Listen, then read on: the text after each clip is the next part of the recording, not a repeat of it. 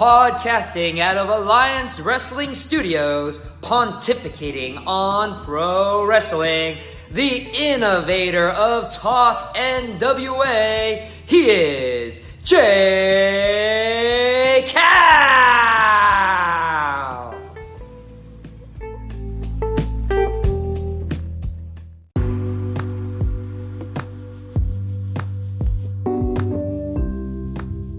Are we on the dawn of a new era for the National Wrestling Alliance? Have I radically shifted my paradigm? Is Mercury in retrograde? What is going on here? The NWA recently released, in fact it was just Sunday, its pay-per-view, When Our Shadows Fall. Now, I have been a very tough cynic, to say the least, when it comes to my National Wrestling Alliance. Yes, I claim ownership. No, not in the fact that I get royalties or dividends or that I get even a paycheck. But I've dedicated a lot of time to being a fan of the National Wrestling Alliance. I've dedicated a lot of time on reporting on the National Wrestling Alliance, and dare I say, I've spent a lot of time the last few weeks wondering why I continue to do so, when all of a sudden, like a needle hitting the record player and the proverbial scratch that rips everyone's mind off of whatever they were thinking about and focusing in to one subject, focusing into one matter, focusing on one aspect, I too focused in on When Our Shadows Fall. And yes, I still have critiques. I still wonder about some of the booking decisions. I still wonder about some of the partnerships and pairings that we're seeing with randomly picked wrestlers. But lo and behold, Crimson was right. The NWA is vindicated. My $19.99 was well spent, because I will say this, I enjoyed this pay-per-view. Thoughts and prayers, positive vibes, what is going on? I thought this was a really good pay-per-view. Clearly the best NWA pay-per-view in a while. We got to see a crowning of a new champion. We'll get more into that in a bit. We got to see the evolution of a tag team. Also get more into that in just a second. We got to see some new faces for the company and potentially a new ace for the company. But of course, we'll get all into that in just a moment. My name is Jay Cal. This is the Alliance Blog Podcast, a presentation of Alliance-Wrestling.com, your number one source for news and information for the National Wrestling Alliance. And this is my thoughts on Our Shadows Fall, coming up right after this special message.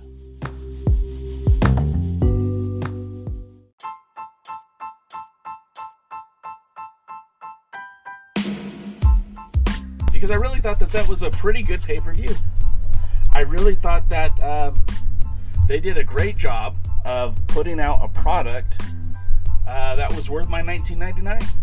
And that's hard for me to say. I'm going to tell you right here, I will swallow my pride and say they proved themselves right.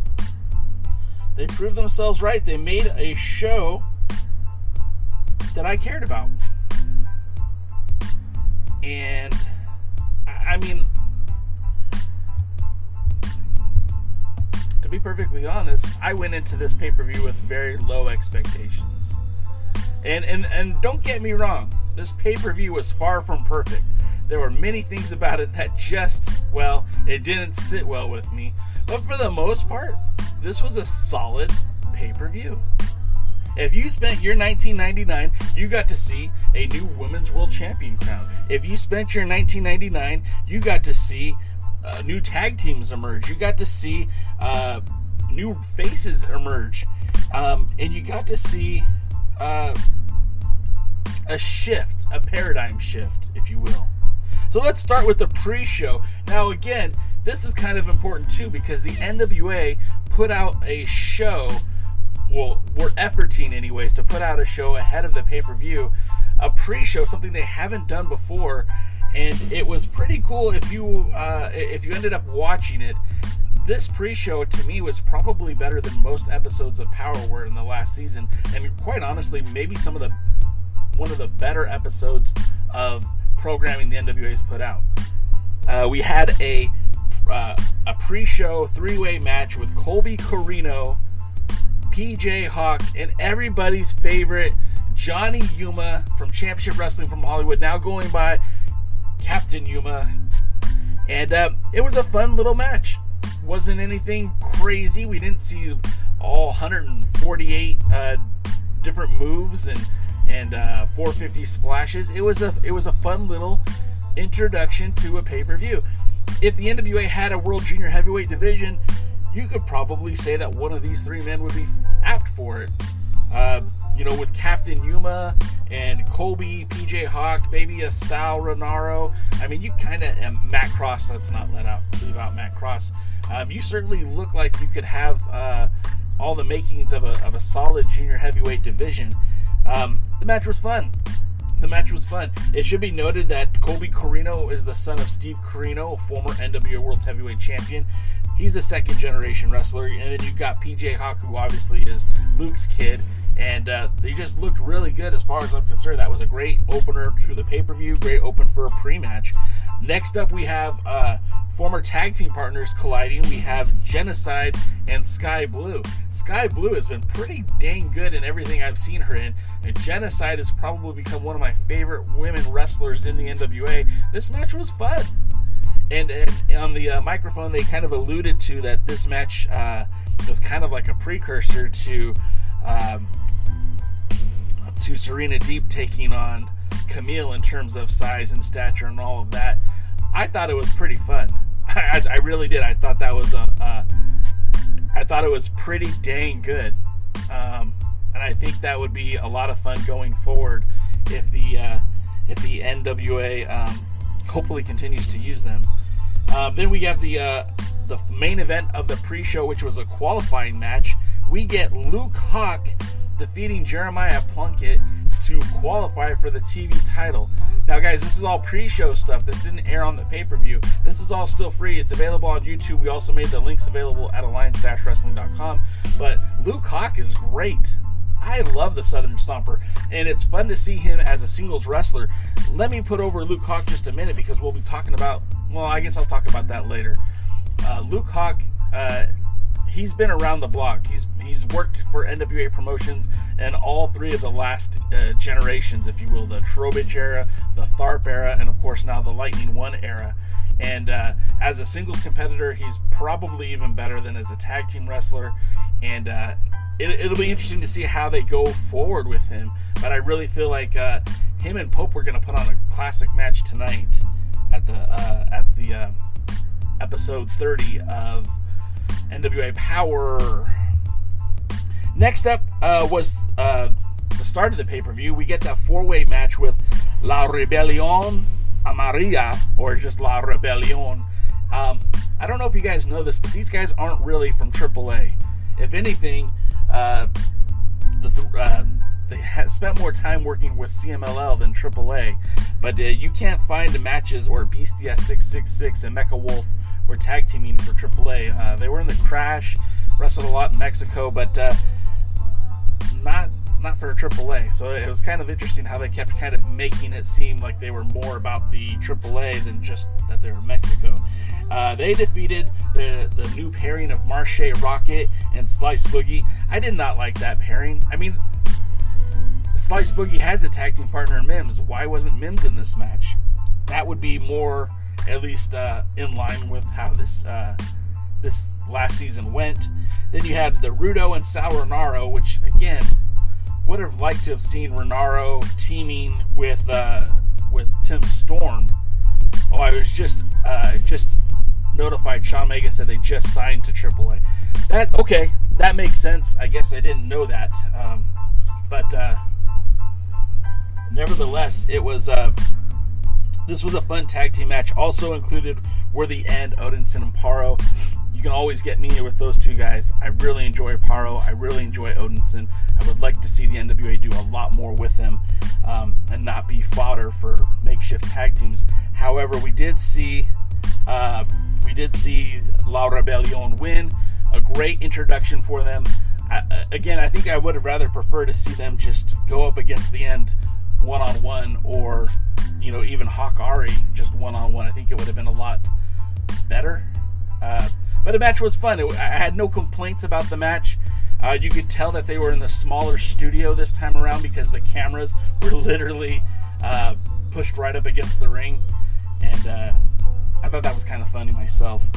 Next up, the grudge match. Tyrus, who normally, you can't get me to say something positive about Tyrus. But Sunday night, Tyrus came with his working boots. That brother went out there and put on the best match I've seen him in ever. And I know that's not saying a whole lot, but he worked, guys. I mean, that cross body, he tried. I saw effort. I was appreciating how good that Tyrus looked in this match. Now, he came away with the victory. I don't really care. It does nothing to help Pope get to the NWA World's Heavyweight Championship. It doesn't put Tyrus in an opportunity where now he's going to be able to challenge for a title. If it's supposed to be a blow off to the feud, good. Let Tyrus go bother somebody else now. Let's put Pope where he needs to be, which is as close to the main event as possible.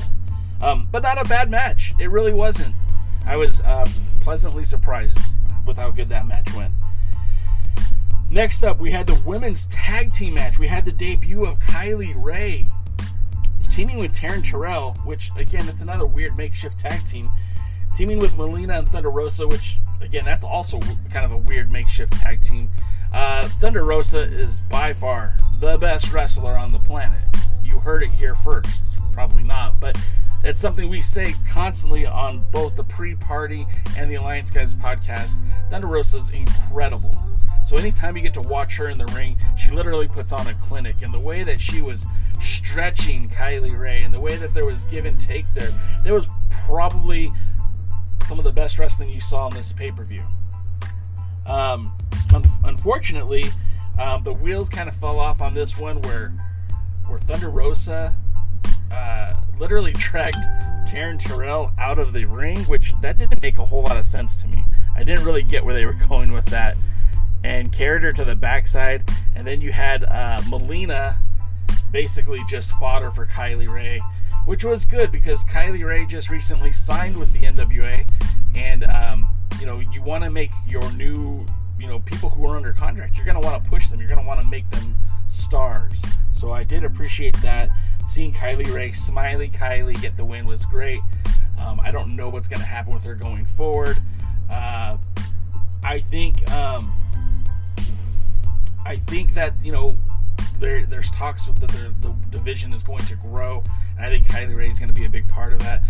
It should be noted that Kylie Ray was a contracted member of the AEW roster, and then had some mental health issues and took a break from wrestling. She quit. She was let out of her contract. They said it was amicably with Tony Khan. Later, she ended up in Impact and was about to wrestle for the Women's Championship of Impact against Donna, I can never say her name right, Perozzo. I apologize.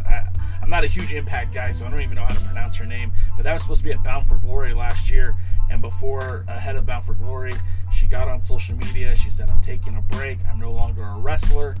And just kind of broke free.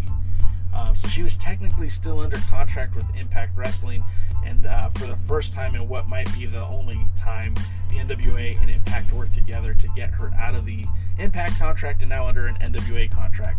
Hopefully with the less demanding schedule and the 3 or 4 days of taping a month will help Kylie really just kind of focus on just the small aspect of her life and let her focus on her mental health as well, because she's a solid wrestler. I think she's really good in the ring, and as long as she can keep both of those things up, I think she's going to be fine. Going up next, we have JTG, Jay the God, versus Fred Rosser, Mr. No Days Off. We anticipated that this match might steal the show, and I believe it did. JTG, wow, could that guy go? He looked great. He was in probably the best shape he's ever been. Fred Rosser always looks good. This match was solid. No complaints at it at all. This is the kind of match that, I wish there was something bigger on the line here. I wish these guys were fighting for maybe maybe the national title. Maybe these guys are fighting for an opportunity to face the Pope. This was what you want in a mid-card match for your wrestling. Solid storytelling. There was no fake animosity. There was no convoluted storyline. Just solid, good wrestling. And for me, I was all about that. So I felt that was great. Next, you get the tag team match, and I do feel like the NWA just doesn't want to promote tag team wrestling. And Kratos and Stevens have never looked more on the same page, which is cool. Excuse me. But, this was a perfect opportunity to take those belts off of a team who, up until now just didn't seem like they had a plan for. Now it looks like they've got an idea of what they want to do with them. Now it looks like they know where they're going to push this an amalgamation of the assassin and the comedy guy, the jokester and the hitman. It looks like they have some sort of formulaic opinion now. And I don't know. I would have put the belts on the War Kings since day one. Crimson and Dane are awesome. But I don't know. They won't pull the trigger. Latimer was great in this match. Adonis looked good. Jax Dane looked like the beast. I could watch Jax Dane and Kratos go at it all day, every day. I think a Haas fight would be a hell of a lot of fun. But for what it's worth, it didn't happen. Next up, we got Camille versus Serena Deeb. Women's World Championship match. Now, first, let's just say that Camille's meteoric rise in the National Wrestling Alliance has always been based on this idea that she was a rookie. But that isn't actually true. That's not true. Camille actually trained with the Team 3D Academy. Camille kind of made her name in the Legends Football League, a lingerie female football league. Camille has been the star in the making for some time, but I will admit she's still a little green. That's okay. I don't know that I would put the title on Camille right now. I totally believe she's the future. I totally think she is going to be the next big thing in women's wrestling.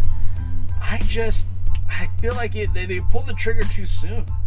And especially with Serena Deeb and the ability that they've had, at least have had, with the ability of having her come to the NWA and still defend the title on AEW. At the very least, I wish they would have kept that title change maybe for a superpower later down the road. They filmed episodes from what I was told, about 12 weeks of programming. Which, if that's the case, a superpower down the road, it would have been very meaningful for Camille to win that title on the regular program. Sure, I know it's meaningful for her to win it at the pay-per-view, but I just feel like you could have gotten a little bit more mileage out of Serena Deeb. She could have helped put over some of the younger talent. She could have been in the ring with somebody like Kylie Ray. She could have been in the ring with somebody like Genocide or Sky Blue or Alexia Graciana if she's still around. I just felt like we knew it was coming. And that's what I hate about some of the booking decisions that the NWA does, is they either go ultra convoluted or straight to the ticket. And can't you just give us a mix of both of that? Can't we get both? Can't we get a storyline that's not as convoluted but gets to the point? So I still think it was a really good match. It's not the best Camille match I've ever seen. I'll chalk that up to her versus Thunder Rosa in that 20-minute draw from a few weeks back. It's not the best Serena Deeb match I've ever seen. Her versus Rio at All Elite Wrestling's what was it called? The buy-in for the Double or Nothing. I felt like that was a much better match, but it was pretty good, and it might have been the second best match on this card. I really felt like Camille put in the work. She looked good. Deeb looked like, a veteran who just got overpowered. So I really did like this match. I really did. I just wish they would have pulled the trigger a little bit later. And then next up, we have everybody's favorite world's heavyweight champion. Some almost now, 993 days now. Congratulations to Nick Aldis. You retain the title, my friend, my liege, my pal, my buddy. You are still the world's heavyweight champion. And I salute you, sir, for outwardly knowing that you cannot beat Trevor Murdoch in a match to cheating to win. Because that's what a real champion would do. That's what the Nature Boy would have done. That's what Harley Race would have done. Or maybe not. I don't know. I think it was a great way to extend the story. I forgive me for saying this for some of our softer-eared audience, but this is the equivalent of wrestling blue balls, because I really felt like Trevor Murdoch was going to win that title. I really feel like a lot of you thought Trevor Murdoch was going to win that title. I really think the bottom line should be Trevor Murdoch should be NWA World's Heavyweight Champion, and I think the NWA wants to stretch it out a little bit longer. So perhaps maybe the next pay-per-view we can see another Trevor Murdoch versus Nick Aldis. But I mean, how many times do you remember as a kid watching Sting and Ric Flair, right? Or Sting and Lex Luger and Ric Flair? They never gave you that match when you wanted it. And it's a shame, because I felt like now would have been a great time to capitalize on it. But if they just didn't have it, they just didn't have it. All in all, I was surprised with this pay-per-view. I felt like my 1999 was a good investment. I felt like watching that pay-per-view was great. I enjoyed it. I don't take anything away from the NWA. There was a few things I didn't like, but so what? It was a good pay-per-view. I don't mind Nick Aldis trying to get out of that match that way either. I definitely don't mind. I think that's good storytelling if they continue to build towards Murdoch. Now, if they change gears and now he's wrestling the Pope or wrestling JTG, or it just goes off the wheels, then I'm going to be upset. I'm going to think, what are we doing here? But if the storyline is still to kind of progress towards a Trevor Murdoch program, but then by all means.